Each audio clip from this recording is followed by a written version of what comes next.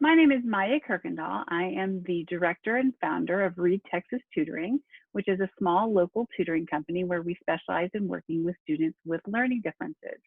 We see students with diagnoses ranging from dyslexia to students on the autism spectrum, as well as students who are struggling without a diagnosis. Recently, Sridevi reached out to me and asked me if there were any apps or websites that we found to be particularly useful and helpful for students with autism. So today I want to talk to you about two of my favorite apps that address vocabulary skills. When we work with students with autism, we are often called in to work on developing their comprehension skills. So we use a program called Visualizing and Verbalizing from Linda Mubel. And the goal of that program is to develop a student's concept imagery, which is basically the movie that you make in your head when you take in information. And so we use the Visualizing and Verbalizing program with students to build up their concept imagery, which then results in better comprehension skills. But what I have found over the 20+ years that I've been doing this is that when you work with some students, particularly students that are third grade and older, you can develop their concept imagery, see improvements in their comprehension skills, but yet they're still plagued with this gap created by weak vocabulary. And so because they were kiddos who had weak concept imagery and weak oral language comprehension skills when they were younger, they weren't able to collect vocabulary words in the same way that their peers may have been able to do. So even though we see that their comprehension skills will become stronger, we see that they're not 100% able to apply those comprehension skills because of these gaps and weaknesses in vocabulary. So because of that, I'm constantly on the lookout for materials that I can either use with a student in person in session, or websites or apps that I can share with parents to incorporate at home so that we can continue to support and develop a student's vocabulary skills. So that is where these two resources that I'll share with you today come in. The first one I'm going to talk to you about is called BrainPop ELL. BrainPop ELL is both an app and a website, so you can use either format. The app is available on the Apple App Store. It is a free app that gives you a few lessons at each level, but to access the full content, you do have to have a subscription to the BrainPop ELL website. Last I checked, the subscription was about $17 a month. BrainPop ELL is an extension of the BrainPop website. So if you're familiar with BrainPop, then it will look very familiar to you. It was created initially for English language learners, but the way it's presented with such a simple format and presented in such a highly visual way, it makes it very beneficial also for students with autism who struggle with vocabulary, general background knowledge, and social skills. The lessons follow a familiar cartoon characters through their adventures at school and in daily life, so it's very relatable to the students. Each lesson has a specific grammar focus and covers new vocabulary that's also relatable to their school or their life. And then it also will introduce new simple content topics like mammals, for example. The lessons are highly visual with videos and pictures. New words and concepts are repeated many times, so the students have lots of opportunities for practice. And because it's presented with visuals, with videos, and with pictures, I find that the students will sometimes watch the videos over and over again, and that alone will sometimes give the students the repetition that they need in order for these words to become part of their expressive or receptive vocabulary. So through the magic of Zoom, I'm going to share my screen with you, and we are going to look at that BrainPop ELL website together. The address is ell.brainpop.com. And when you go on to their main website, you'll notice if you scroll down towards the bottom, there's a button that gives you the option to do a quick tour, which shows you all of the features in the website. So we will watch that together, just so that we can see all those features. Hi, I'm Tamara from BrainPop. I'm here to tell you about BrainPop ELL, where you can find movies, quizzes, activities, and games for English language learners of all ages. Our curriculum is organized in 3 levels, each building on the vocabulary and grammar of the previous one. In each level, you'll find 6 units. Each unit includes 5 lessons that cover related grammar concepts and a review lesson that recaps the unit. Each lesson is organized around an animated movie starring Ben and Moby, who explore and demonstrate a key grammar idea. Closed captioning helps students connect written and spoken words while reinforcing reading and listening. Vocabulary and grammar are short companion movies that further explain the concepts in each lesson. Interactive features allow students to practice grammar and explore new vocabulary. Language. Flashwords is a vocabulary review activity, while wordplay allows students to interact with words in a deeper, more playful way. In Hear It, Say It, students record and listen to their pronunciation and practice verbal fluency. Read It is a reading comprehension exercise, and Write It is a guided writing activity. Play It and Practice are fun and interactive games, reinforcing the featured grammar, vocabulary, and content. The games and activities help students prepare for the quiz, which assesses students' understanding of the lesson content. Make a Map, our concept mapping tool, lets students explore the content creatively, making connections between ideas and adding their own. With individual accounts, students can now save and submit everything they do on BrainPop ELL. Teachers can track students' progress and give feedback on their work.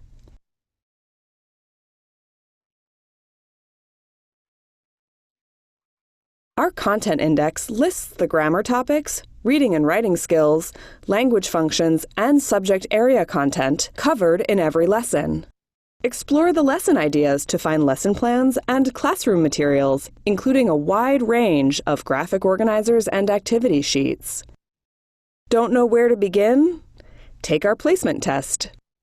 We love to hear from you, so you can let us know what you think here. See you soon! So that is BrainPop ELL. Again, I highly recommend it for students who have difficulty with vocabulary or with grammar. I've used it with students from K through about 3rd grade. I find that for older students, it may not be that effective unless they're students who have significant vocabulary or grammar or expressive language issues. But for K through 3rd grade, I think it's very effective and appropriate. So that is BrainPop ELL. Another resource that I want to talk to you about is a website called infocabulary.com.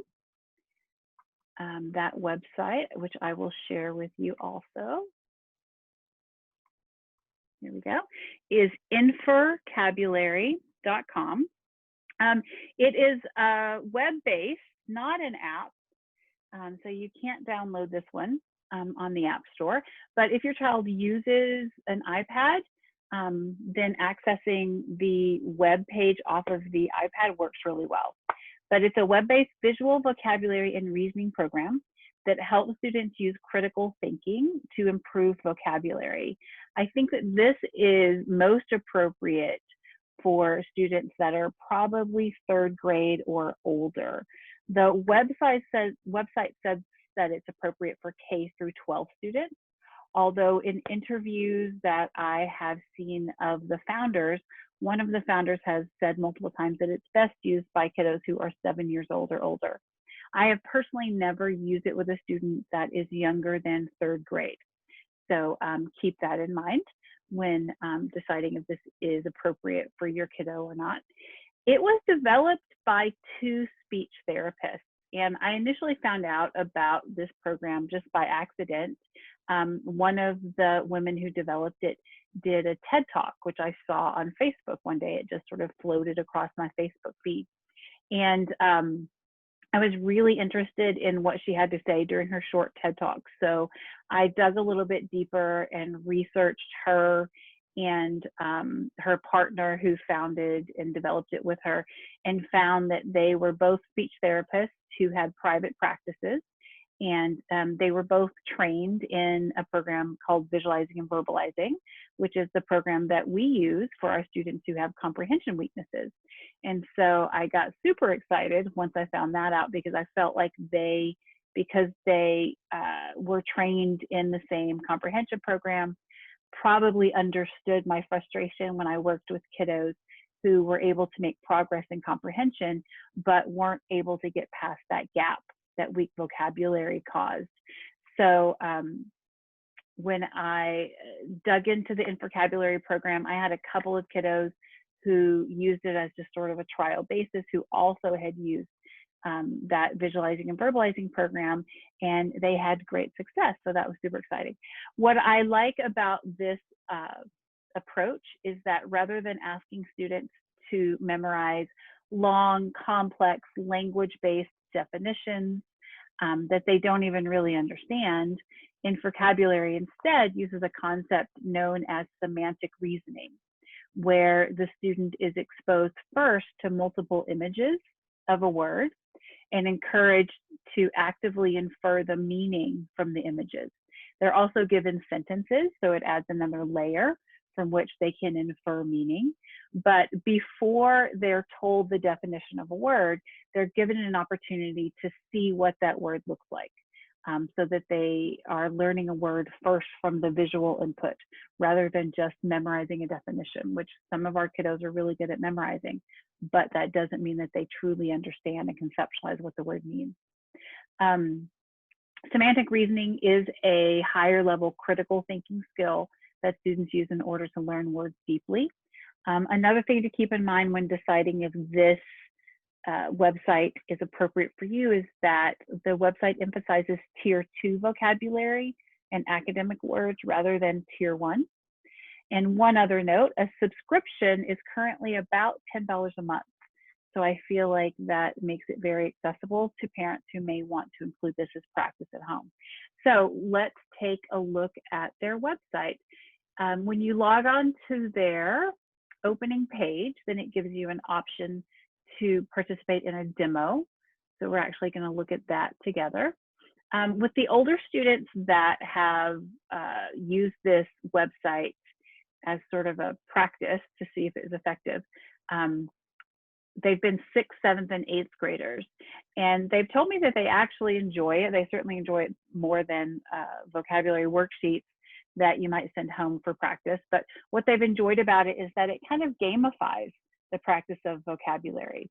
So you have a little hiker character, and it's your job to have the hiker hike up each of the mountains, and there are a number of different mountains, so the student is getting a lot of repetition. But at each way up the mountain, the student does a different task.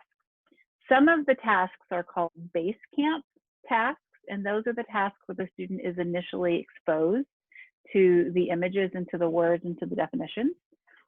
Some of them are called ascent or expedition.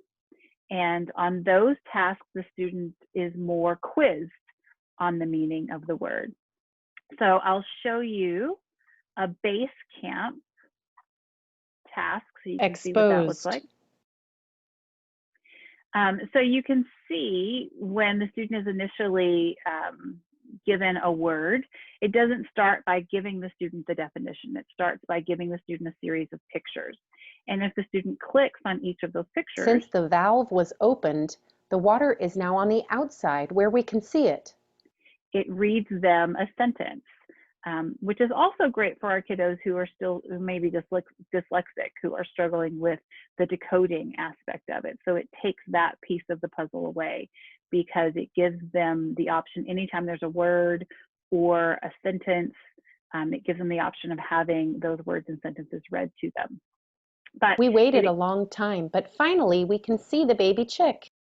it exposes the student to a set of images, all which have something to do, they have something in common, which supports the meaning of the word.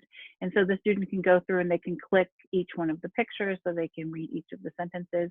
When I work with a student, for probably the first 3 or 4 weeks of exposure to this, I'll sit and I'll do it with them. And we'll talk about what might be important from each one of these pictures and what might match up with the sentence that goes with each one of these pictures to see if we can figure out what all these pictures have in common, which will lead us to figure out what the word might mean. And then once we work through all of those pictures and all of those sentences, then we can go up to build the definition. Describes. When something that is not usually seen can be seen, or has been uncovered. When something that had been reduced has been made full or complete again. When something increases in size, amount, intensity, or strength, describes when the moon is increasing in brightness. So those are pretty wordy definitions, but keep in mind that before your student is even exposed to those definitions, you've had an opportunity to sit and look at the pictures and talk about the essence and the meaning of each one of those pictures. And then the student has a chance to figure out what the definition, what might match the essence of that group of pictures. So that is the nice. Exposed. Describes when something that is not usually seen can be seen or has been uncovered. So that is the base camp task. And if we kept going, it would take us through a set of, it looks like 8 words. Once the student has done the base camp task, then they get to move up to one of the tasks that more quizzes their understanding of those words. And it does it in a couple of different ways. One way, which we'll look at here. Adjustable. Heap. Generous. Volunteer.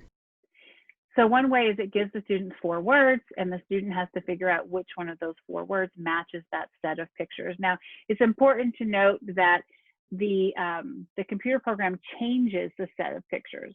So the same 6 pictures don't appear on every page. So that way the student can't just memorize which pictures go with which words, I think, which is an important feature. And then the other task that they may come across as they go up the mountain digs a little bit deeper in their understanding. Your mission is to match words that go together. Click on one word at a time to choose the pairs. Some pairs will be more closely related than others. Be careful, there will be one word without a match. So this is a task that's a little bit more demanding because they have to match up the words that are not necessarily synonyms, but they're words that are connected in some way. So for example, scarlet and ruddy are the 2 words that go together, or 2 of the words that go together from this set. Way to go. Scarlet. A bright red color. Ruddy.